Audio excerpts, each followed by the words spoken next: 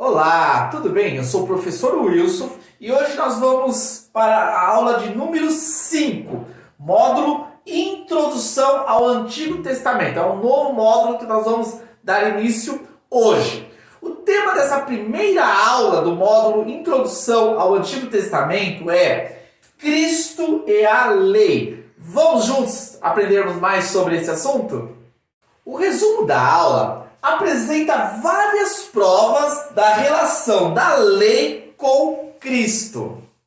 O objetivo é que ao final dessa videoaula, você que está aí nos acompanhando, possa compreender melhor o Pentateuco, os 5 primeiros livros do Antigo Testamento, realizando a interpretação dos textos na perspectiva de Cristo.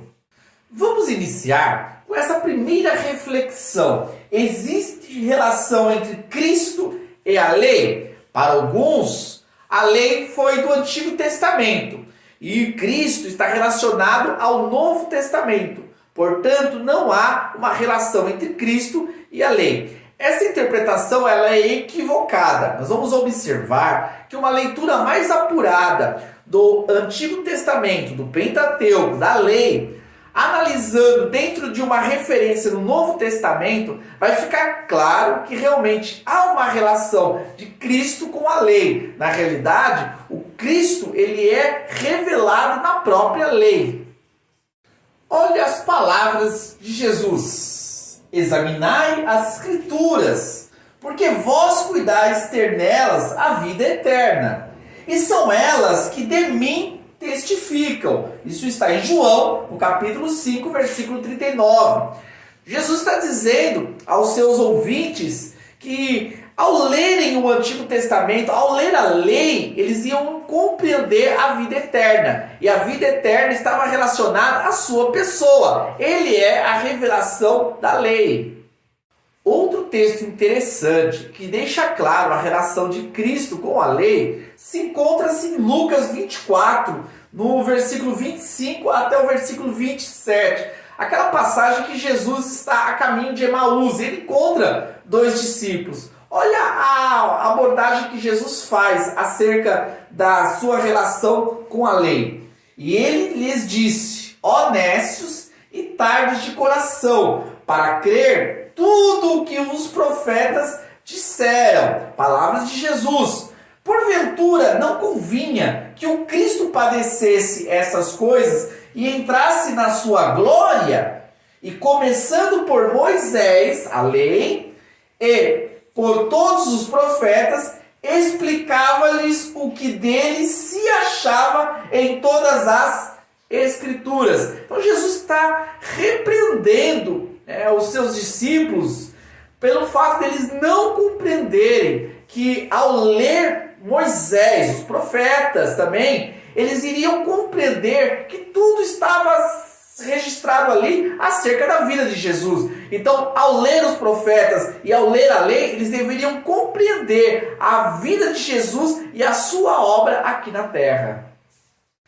Agora vamos lá, analisar alguns textos que mostram claramente a relação de Cristo na lei. Claro que existem muitos textos, passagens e abordagens que se nós fôssemos gravar um vídeo apresentando todas, esse vídeo ficaria muito extenso. Mas eu vou destacar alguns que eu entendo ser mais importantes e que vai elucidar a sua compreensão acerca desse assunto.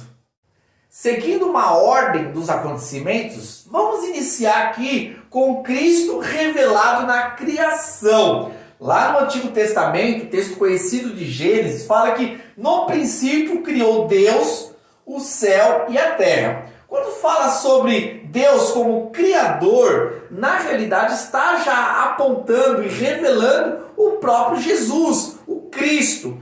Por isso, nós vamos analisar no Novo Testamento a prova desse fato. Todas as coisas foram feitas por Ele, está falando de Jesus.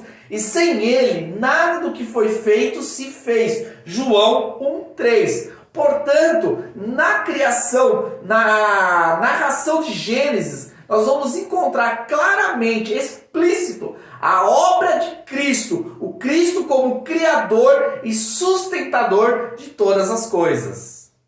Paulo também confirma esta verdade quando ele escreve aos Colossenses, no capítulo 1. Ele diz assim, olha, tudo foi criado por ele e para ele. Ele é antes de todas as coisas e todas as coisas subsistem por ele. Encontramos também Cristo revelado em Abel. Abel, filho de Adão e Eva, irmão de Caim. Olha o que diz o texto do Antigo Testamento, lá na lei. E Abel também trouxe dos primogênitos das suas ovelhas e da sua gordura. E atentou o Senhor para Abel e para a sua oferta. No Novo Testamento, o autor vai resgatar esse acontecimento e vai explicar melhor por que a oferta de Abel foi aceita. Olha lá, pela fé, Abel ofereceu a Deus maior sacrifício do que Caim, pelo qual alcançou testemunho do que era justo.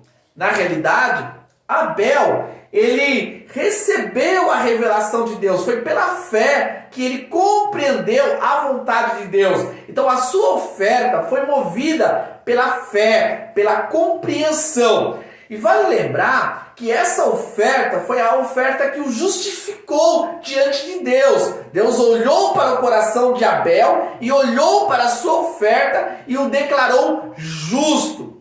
Isso deixa claro que a oferta de Abel aponta para Cristo, porque somente através de Cristo, o Cordeiro Imaculado, é que o homem pode ser justificado. Por isso, quando Abel foi justificado, porque isso prova que a sua oferta tinha relação com Cristo, aquele que justifica todas as pessoas. Outro destaque importante é Cristo revelado em Noé. No Antigo Testamento, nós temos esse texto que vai falar sobre a importância de Noé. Noé, porém, achou graça aos olhos do Senhor. Estas são as gerações de Noé. Noé era homem justo e perfeito em suas gerações. Noé andava com Deus. Olha o que o autor do Novo Testamento, da carta aos Hebreus, vai falar sobre Noé e a sua justificação diante de Deus. Pela fé, Noé, divinamente avisado das coisas que ainda não se viam, temeu para a salvação da sua família. Preparou a arca, pela qual condenou o mundo e foi feito herdeiro da justiça, que é segundo a fé. A fé é a revelação de Deus ao coração do homem. Se Noé entendeu que através da arca ele poderia salvar a sua família, ele estava sendo herdeiro de uma justiça maior, uma justiça que vinha em Cristo. Portanto, a arca simbolizava Cristo como Salvador, aquele que viria salvar a humanidade da sua destruição eterna. Outro personagem que deixa claro a sua relação com Cristo é Abraão. Olha o que o texto diz aqui em Gênesis 12, um texto clássico.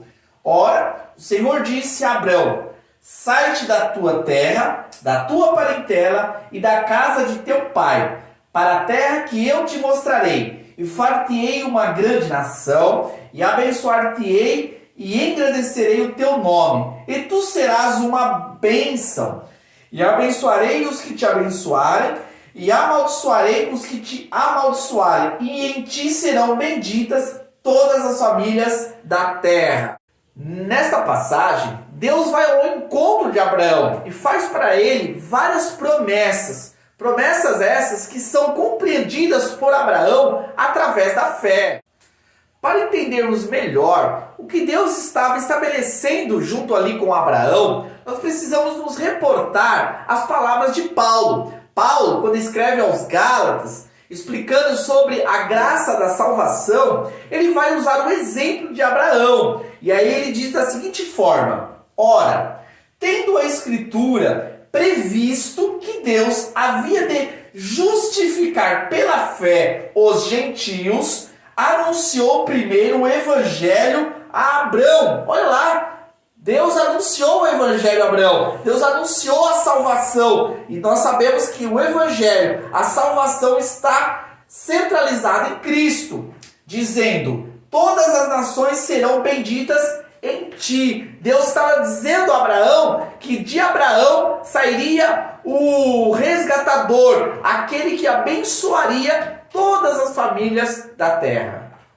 Eu poderia explicar mais sobre essa relação de Deus ali revelando a Abraão, mas eu prefiro que o próprio texto sagrado fale mais alto ao nosso coração. Olha o que Paulo conclui dentro da sua narrativa. Ora, as promessas foram feitas a Abraão e a sua descendência.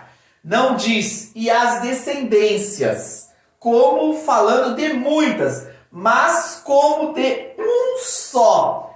E a tua descendência, que é o Cristo. Então Paulo está deixando bem claro que Deus já falou ao coração de Abraão ali que o descendente dele estava relacionado a uma pessoa, que era o Cristo. Qual será que foi a resposta de Abraão? Vamos lá. Abraão, vosso pai, exultou para ver o meu dia, falando de Cristo, e viu e alegrou-se. Pela fé, Abraão contemplou Cristo, o Salvador que viria ao mundo.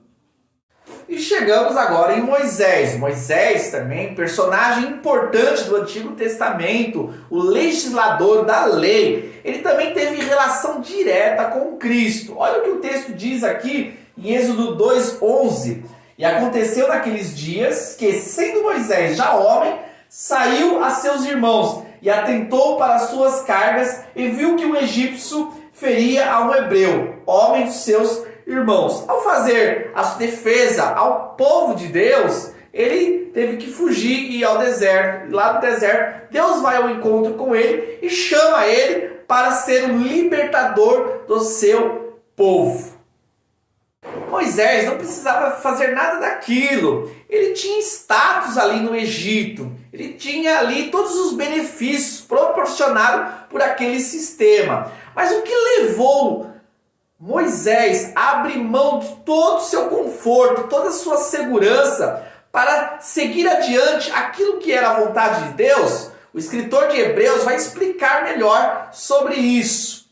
Pela fé, Moisés, já grande, recusou ser chamado filho da filha de Faraó, escolhendo antes ser maltratado com o povo de Deus do que por um pouco de tempo ter o gozo do pecado, tendo por maiores riquezas o vitupério de Cristo, a humilhação de Cristo ali na cruz, do que os tesouros do Egito, porque tinha em visto a recompensa. Mesmo sofrendo, sabendo que aquele sofrimento era momentâneo, Moisés tinha a compreensão que Deus haveria de salvar a humanidade através do Cristo. E olhando para esta realidade, ele recusou ser beneficiado pelo Egito.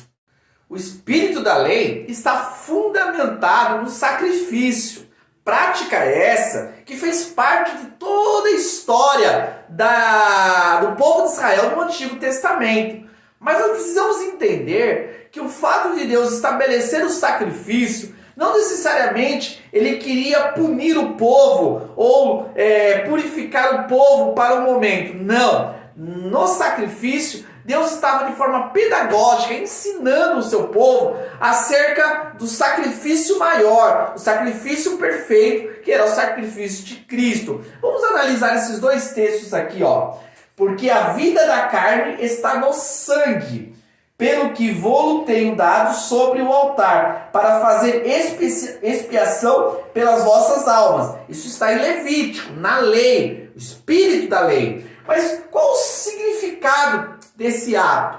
Olha lá, 1 Pedro, no Novo Testamento, diz que: mas com o precioso sangue de Cristo, como de um cordeiro imaculado e incontaminado. Então, todo aquele sangue que era derramado na expiação lá na lei, apontava para um sangue puro, um sangue imaculado, o sangue do Senhor Jesus. Encontramos Cristo também na serpente de metal. Olha só, texto lá de Números, que relata um momento interessante que o povo de Israel estava ali sofrendo, ó. E Moisés fez uma serpente de metal e pô-la sobre uma haste. E sucedia que, picando alguma serpente a alguém, quando esse olhava para a serpente de metal, vivia. Então, algo interessante ali que estava acontecendo. Os israelitas estavam sendo picados pelas cobras, né? E estavam morrendo. E ao fazer essa serpente de metal, no momento que Moisés levantava a serpente, a haste, né? A serpente ficava no alto, as pessoas olhavam para a serpente e elas eram curadas, era um milagre. Qual o significado desse ato, desse ocorrido ali no deserto? Olhando para o Novo Testamento, nós vamos entender a relação desse acontecimento com Cristo. Jesus, falando agora aqui a Nicodemos, falando sobre a sua salvação, sobre ele sendo o Messias.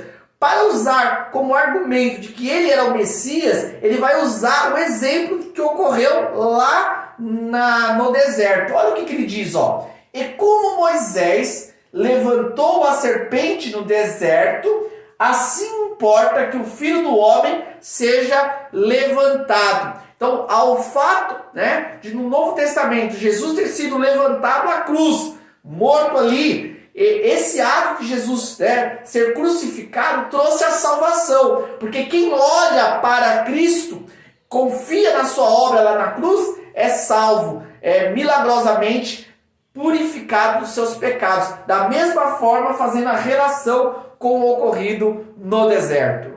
E o próprio Moisés profetiza na lei acerca de Cristo. Olha o que ele fala aqui em Deuteronômio 18. O Senhor teu Deus te levantará um profeta do meio de ti, de teus irmãos, como eu. A ele ouvireis. Moisés, ele era o profeta, né, e ele já profetiza acerca de outro que deveria ser levantado. E olha o que o Novo Testamento fala acerca desse fato. Porque Moisés disse aos pais: o Senhor vosso Deus levantará de entre vossos irmãos um profeta, semelhante a mim. A ele ouvireis em tudo quanto vos disser. Está relacionado a Jesus. Moisés foi o profeta da lei, que apontava para o profeta maior, que é o profeta Jesus. Não tem como agora ler a lei, o Pentateuco, e não se apaixonar por Jesus, não ver ali Jesus claramente através daqueles textos maravilhosos. Obrigado por caminhar comigo até aqui nesse conteúdo e aguardo vocês para a próxima videoaula, no qual nós vamos tratar sobre a história de Israel. Até mais!